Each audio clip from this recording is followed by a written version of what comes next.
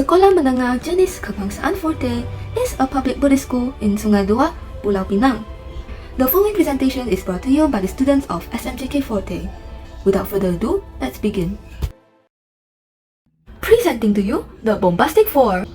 Our group includes Karen Jia Kai-ling, Karen Tang Nu-shun, Chan Yu-han, Daphne Wei-han, and our teacher Digunakan.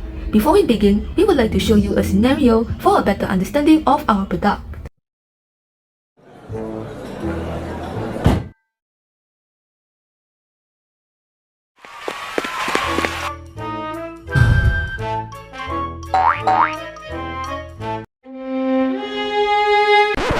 Now, what do we see in the following scenario? That's right, as first seen in the video, many students have trouble reaching the upper parts of the whiteboard, whether it be for erasing or writing.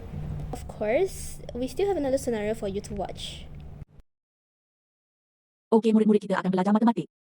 Aduh, saya lupa bawa marker pen. Macam mana boleh mengajar kelas? Jangan lupa memadam papan. As you might have seen in the short scenario, the teacher has trouble with storing his or her markers. The second problem is that people usually forget to erase the whiteboard when school ends. Because of this, the whiteboards are not erased. Doesn't this mean you have to go out of our way to get taller? So I have to become tall to erase the board? Well, there is still hope for short students. Lo and behold, my friends, our product, BOMBASTIC. The origin of the word derives from the word bombastic, stick, and plastic. Main focus. When creating this product, we had several goals in mind.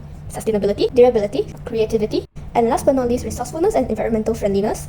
This was one of our main focuses, and this is very crucial for us to protect Mother Nature and its natural resources. Now, let's get onto the materials. We follow the theme accordingly, paper and plastic. As we all know, it's important we follow the 5R when using both paper and plastic.